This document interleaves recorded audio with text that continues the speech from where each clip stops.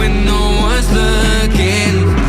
I'm feeling left out and I keep screaming.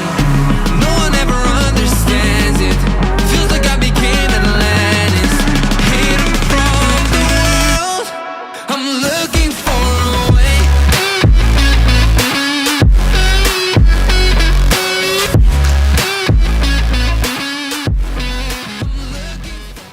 Right, well, hello everybody, how are ya? I hope you're all safe, and I hope you are all well. You joined me on a really sunny Saturday, that's good. And yeah, I hope you enjoyed the drone footage. Uncle Red ahead of me, the owner of the drone, took some lovely shots of me on the Suzuki GSX-S 1000F, which is the bike that we're going to be reviewing today. I've got a photo of the bike on the screen right now, just so you can all see this, and there's good reason about that. I want you all to know that Suzuki categorised this bike as a sports tourer. And in this review, I'm going to be telling you why I don't think it is a sports tourer, and or how it leans super heavily into the sportier category. So what we have here is actually slightly brilliant. It's an old GSX-R K5 engine, I believe, from around 2005, 2006, that era of the GSX-R, and it's been slightly modified, slightly tuned, and all that, and been whacked into this, just to help with its type of riding, its gearing, etc., which I will get onto in a second. This has 150 brake horsepower, which is that's absolutely brilliant. And but only 108 newton meters of torque, which I actually was surprised about. Throughout this video, you might hear me occasionally compare this to the Kawasaki Z1000 SX, which in my opinion has to be its nearest competitor at the time. And this has more power than the Z1000 SX, but has slightly less torque, so definitely factor that in if you are looking at perhaps either this or the Z1000 SX. In my opinion, they're totally different bikes, and again, I'll get into that into more detail. Going back to the gearing, this bike has really long gears. It's actually quite a joy to ride in that respect. If you are someone that likes holding the gears, really using that rev range, this bike strongly encourages that. It just keeps going and going and going. And I don't know if maybe slightly lesser torque is the reasoning for that, or why they've done it, but it's wonderful. It really is wonderful. Obviously, compared to, for those that have rode anything bigger, myself, like a ZZR 1400, probably can't stick in the gears as long as, you know, what I'm sort of exaggerating, but for its class and for its CC size, it's amazing how long you can stay in each gear. Really use all the power available to you. Now, if you've seen one of these bikes, or you looked at my photo that I put up earlier, you might think, oh, that looks quite a light bike, and you're right, it is. Only about 215 kilograms, which is mighty impressive considering the Z1000 SX weighs about 235, 236, so you're saving yourself a lot of weight with this bike. And again, that's going to also form my discussion about its cornering, its flickability, its movability at home. It's really light, it's really flickable, but at the same time also retains that stability at high speed that I know a lot of guys that look at this and actually know this bike for what it's for are going to be pleased about. Something a little bit negative, a little bit disappointing, it's my first negative really of this bike, is as I've said, it classes itself as a sports tourer, yet it only has a 17-litre fuel tank. Can you believe that? 17 litres. It's not going to get you very far, is it, on a tour? The Z1000 SX in comparison has 19 litres. 19 litres. That's gonna help you just that little bit more, I think. So yeah, not a great aid, you know, 17 litres. But again, I've just said it weighs, you know, 215 kilograms, and obviously the amount of fuel it can take on board will heavily impact that.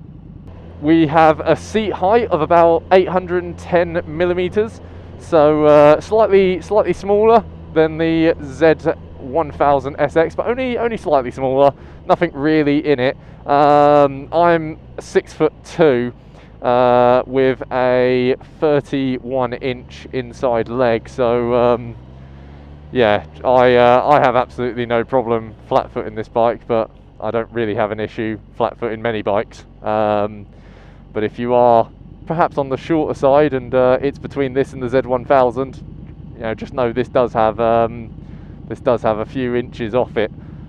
Now, these bikes are known for having a bit of a snatchy throttle, but thankfully the owner Haydn has had this bike looked at by an ECU tuner who fiddled around with the mapping and actually got that resolved. I unfortunately never got to ride the bike with its snatchy throttle, but yeah, now I'm happy to report that it really doesn't suffer from anything like that. And yeah, no, it's actually a really smooth throttle now, really encouraging, really enjoyable.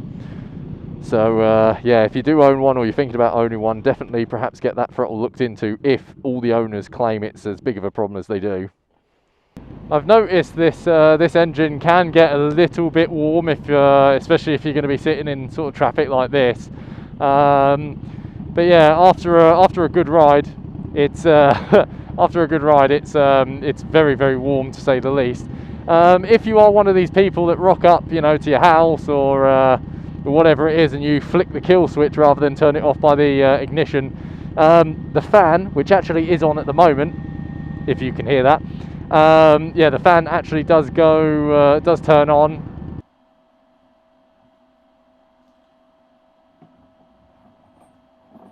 But it's nothing to be concerned about. You know, it turns off. The fan seems to do a good job, actually. It's a negative and a plus, because the fan does seem to cool the bike down. It doesn't stay on for a long time, so that's always handy. So as me and Red filter on this really horrible stop-start M1 traffic, let's talk about filtering, shall we?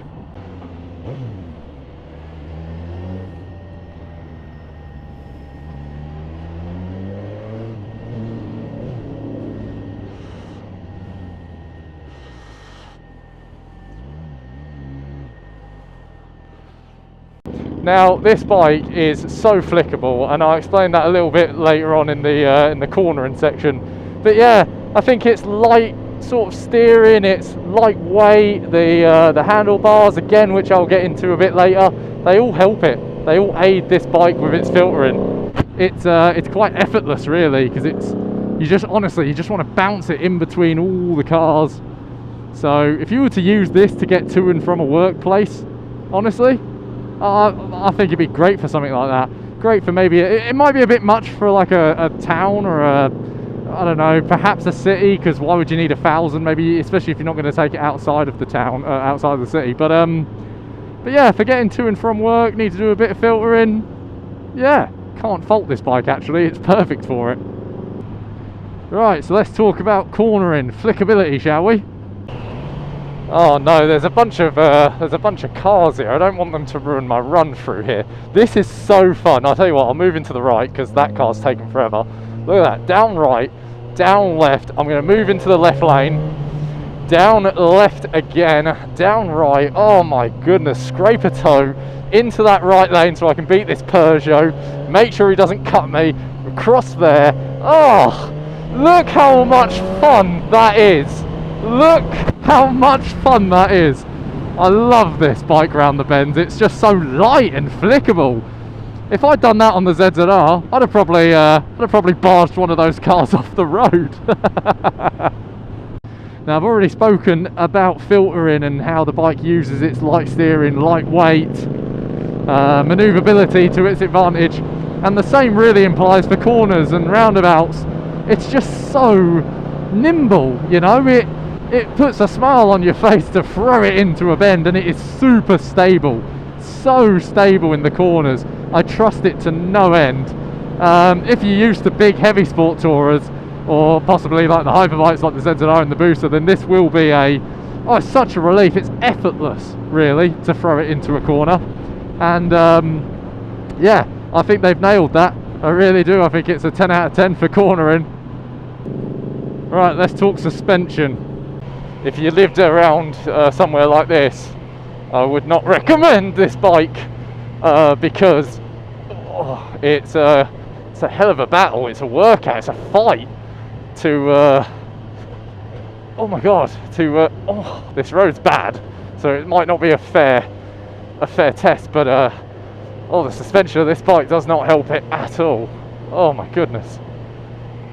Now, after everything that I've just said about it being really flickable, really light, good in the corners, good in the bends, does that have anything to do with the suspension? I don't think so. Or if it does, it just means the suspension's great in one element and bad in another, because I do not like this suspension. Not really. On a road like this, it's not bad. It's actually, well, it's fine, to be honest. Not bad's probably a little harsh, but it's fine. However, you would have seen a clip there of me on a B road, country road, if you will, and it does not handle bad conditions and bad surface.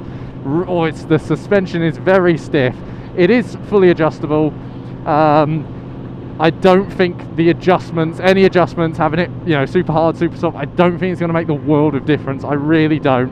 On a bike like this, I just think that's where maybe a little bit of skimping out has happened. You just get so much feedback from those bad roads. It bumps, it just shakes, it wobbles. At high speed, I wasn't particularly massively happy, but nothing really to complain about too much. When I say high speeds, I have taken this bike up to a speed involving a 4. I'll let you decide whether there's anything in front and the other side of it. 14 miles per hour. I have done a speed involving a 4. I'll let you decide what order that is. And I don't know, it's a hard one for me because I'm used to the ZZR, which is obviously planted, absolutely planted, a word I hate using in motorcycle reviews. And to be fair, for what this bike is, it wasn't bad. I wouldn't complain about it, but I certainly wouldn't like to own it and constantly take it up to those speeds and have to deal with a slight bit of vibration, just a smidge. And so maybe I am being picky because ultimately it wasn't that bad. So it's not a negative by any means. What about comfort? Well, except for everything I've just said about the suspension, being on here isn't the worst place in the world to be, if you don't count the suspension on the roads that I've mentioned. The seat is firm but has a really nice backrest where the pillion seat meets.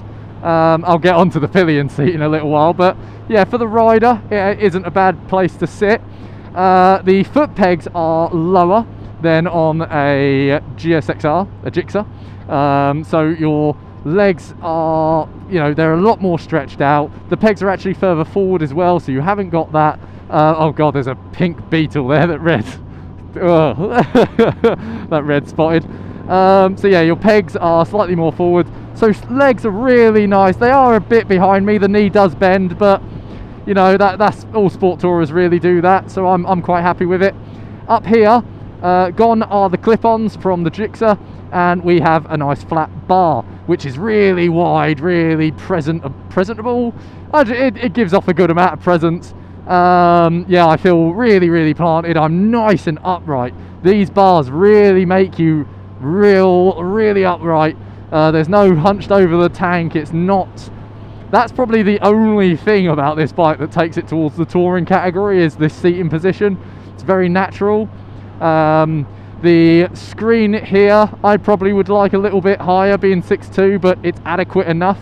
Right now I'm feeling the wind hit me just below the neck, so just at the top of the chest really, just where the collarbones are.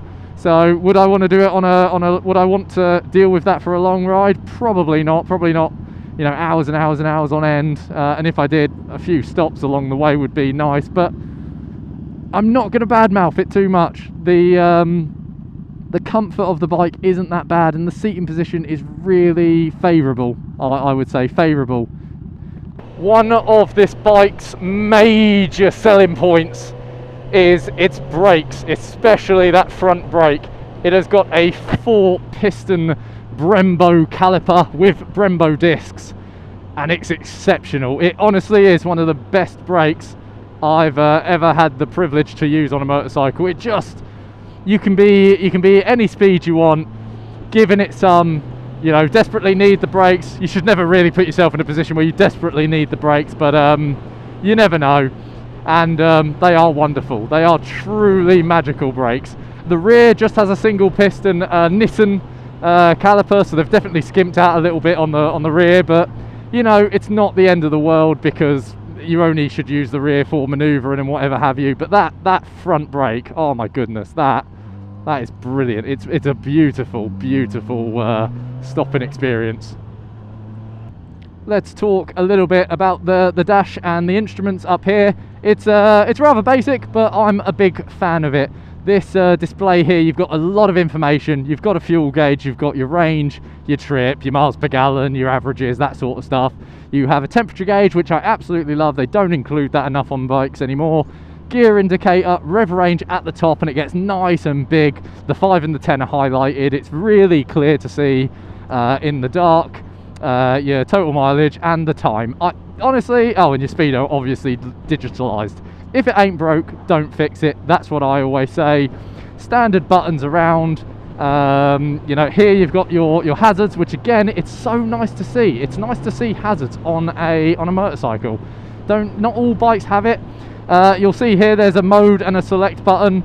That is because this bike has changeable degrees of traction control. So we have traction control, and I think it's 1, 2 or 3 in terms of its severity, so how strong you want it on. The bike also comes with ABS, as you would expect with most modern motorcycles, and I think from 2017 onwards, which was quite good, it was an early upgrade. This one's a 2021, so it is the last of the line. They came with a slipper clutch, and honestly, it's so easy to operate, really nice, really smooth, great feedback from it. Yeah, instruments and add-ons are just really well done. If it ain't broke, don't fix it. That is my motto for that segment. Something I wouldn't mention in a usual review, but I have to give a mention to, unfortunately it's negative, are the mirrors.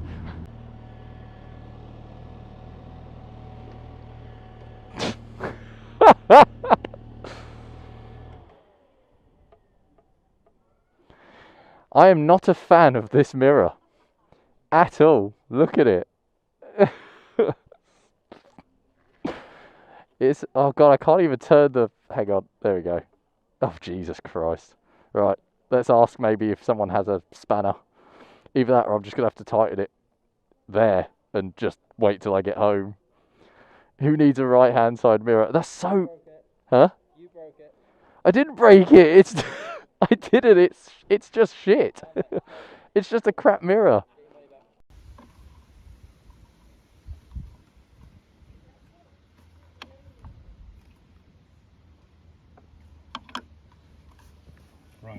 Not a fan of these double bolts. They are just pretty basic. Not the actual mirrors themselves. The mirrors themselves are actually quite good. They're a decent shape. They're designed quite aerodynamically, so all good there. But it's the way that this arm here, and it's got a double bolt to tighten it up and loosen it up for adjusting it. But these are crap. They are useless. You've seen from the clip just there, one came loose yesterday, and I spoke to Haydn, the owner, who's actually ahead of me on the Triumph Tiger, and he said, oh, is it the left hand side one? And I said, no, it's the right hand side. And he's used to this one getting undone and coming loose. So from his adjustments, you can see that paint's starting to come off the one of the bolts just there. So that's not good at all. It's a really old-fashioned way of getting your mirrors in the right position, and you know, using them as the fasteners. I just don't understand it. So many better ways of mirror attachments have been developed since I don't know, since the early 2000s. So I really don't get that step in the wrong direction. Honestly, a bike like this could probably, not normally for a sports tourer, but a bike like this could probably suit bar end mirrors. That would be pretty cool. I wouldn't have said no to that. But yeah, maybe that's something for Haydn, the owner, to look into. But I'm afraid the mirrors, just for these double bolts down here, it's a negative for me. It's yeah, don't like them.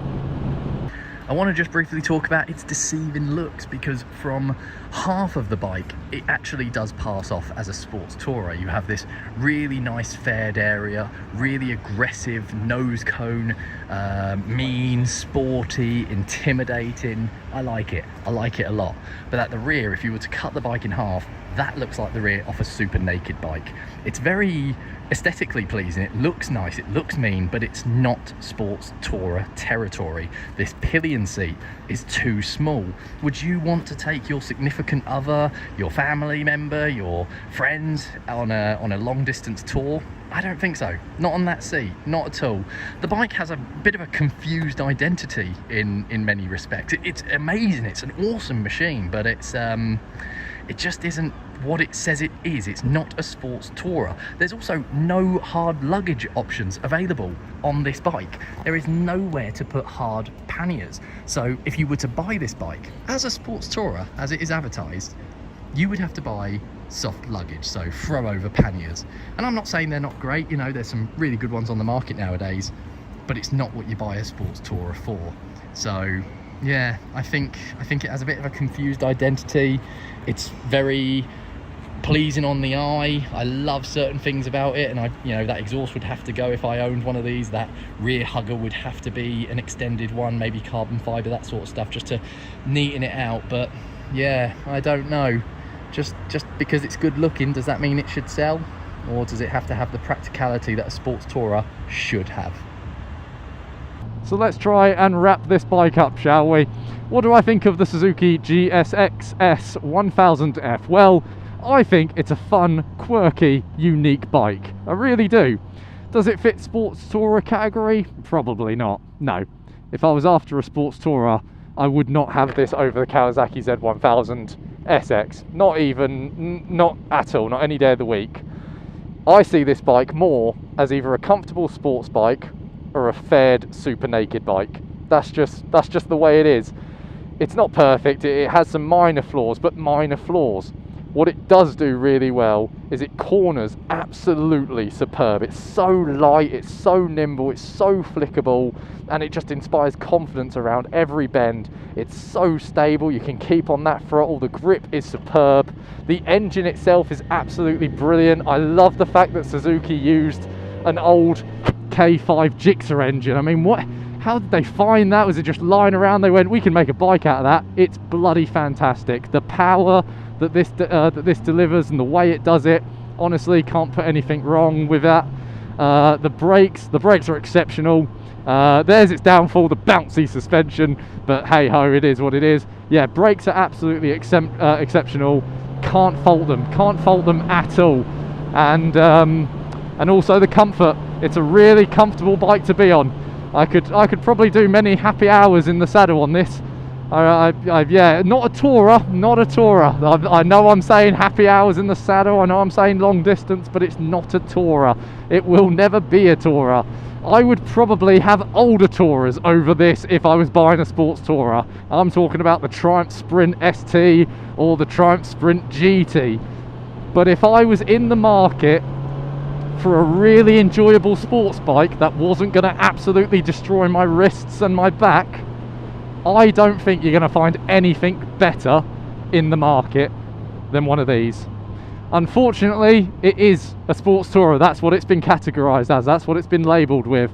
And I think the mistakes with that are very apparent, that even Suzuki decided to discontinue this bike a little while ago. They still do the GSX-S 1000, the naked version of this, but they no longer do the F. That has now been replaced by the GSX-S 1000 GT and GT Plus.